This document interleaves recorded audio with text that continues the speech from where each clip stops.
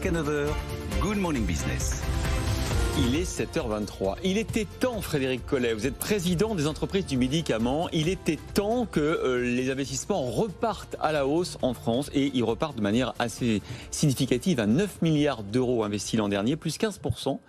Je dis il était temps parce qu'on avait un petit peu de retard dans certains domaines, notamment dans évidemment la bioproduction, hein, l'ARN messager par exemple, hein, versus les molécules chimiques.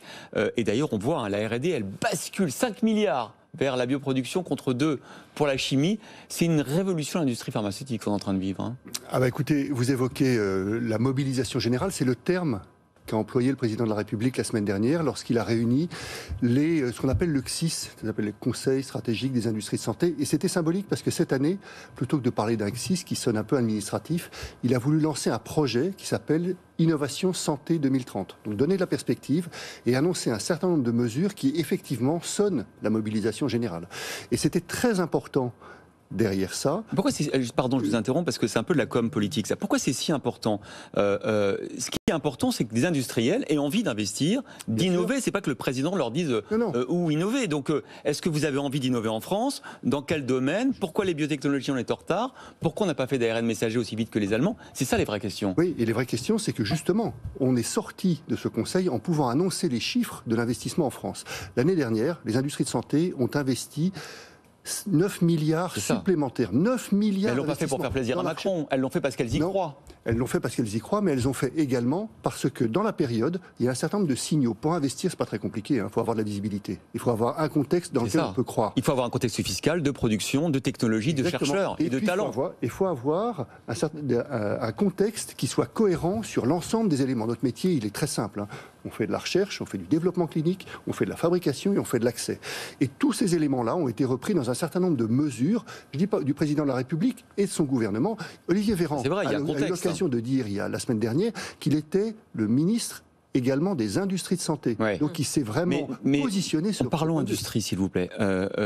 Pourquoi est-ce qu'en France, on a été en retard sur l'ARN? Est-ce qu'on peut rattraper le retard? Est-ce que le fait d'investir 5 milliards d'euros, et c'est super, on vous félicite, hein, dans les biotechnologies, bien sûr c'est très important, est-ce qu'on va pouvoir rattraper notre retard? C'est ça l'objectif. Aujourd'hui, je vais vous donner un chiffre. Nous fabriquons moins de 5% de ce qu'on appelle les anticorps monoclonaux en France. C'est ça. On fabrique par contre 30% des médicaments génériques en France. Vous voyez, le hiatus, 80% de notre production, c'est du chimique. Ouais. L'essentiel, ce qui arrive demain, l'essentiel de la pharmacopée, c'est de la biotech. Donc il faut qu'on soit présent là-dessus. Et les annonces qui ont été faites la semaine dernière, elles allaient totalement dans ce sens, pour créer un environnement de recherche, pour nous concentrer sur 3 piliers.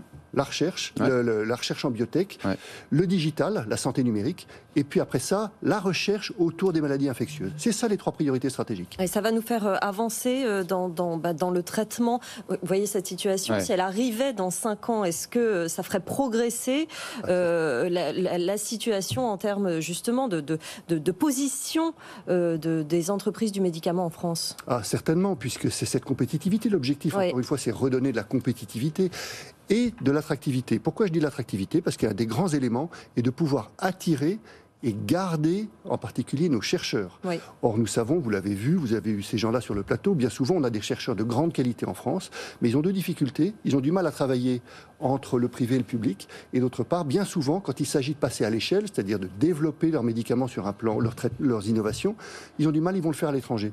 Donc, bien sûr que ces moyens-là, ils vont dans ce sens-là. Mais je reviens sur l'essentiel, qui est de se dire, ces mesures, elles sont importantes parce qu'elles s'inscrivent dans une séquence.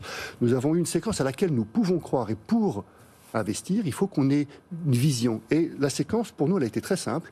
On a fait, en début d'année, on a vu une nouvelle loi de finances sur la sécurité sociale, qui est notre cadre, et dans lequel on a vu des mesures qui allaient dans le bon sens. Par exemple, qu'est-ce qui va dans le bon sens des industriels du médicament? Qu'est-ce qui donne envie, effectivement, de produire davantage en France, d'investir davantage en France? Alors, il y a des investissements, vous parlez de produire davantage en France, pour rapatrier en France du médicament qui est parti se fabriquer à l'étranger, pour créer un écosystème, et c'est le terme de la ministre de l'Industrie, créer un écosystème dans lequel on va faire de la recherche, du développement clinique, renforcer le développement clinique et favoriser la bioproduction.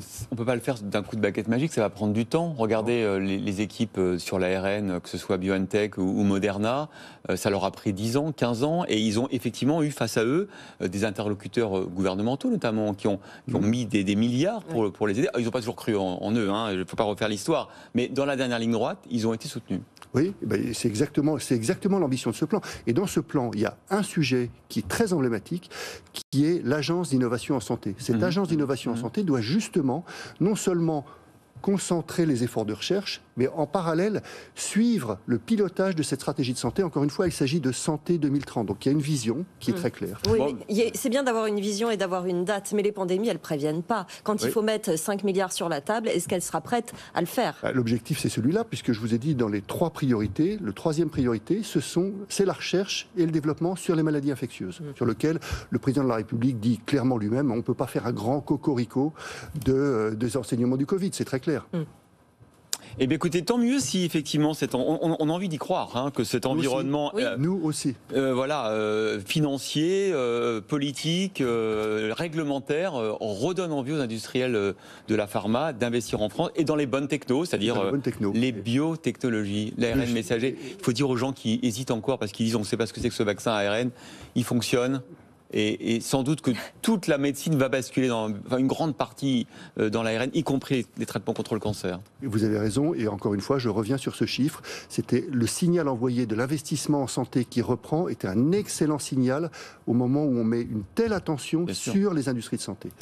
Frédéric Collet, président des entreprises du médicament, merci d'avoir été avec nous ce matin. On est passionnés, vous savez, ici, on s'emporte parce qu'on veut que ça aille vite. Je vois ça. Merci.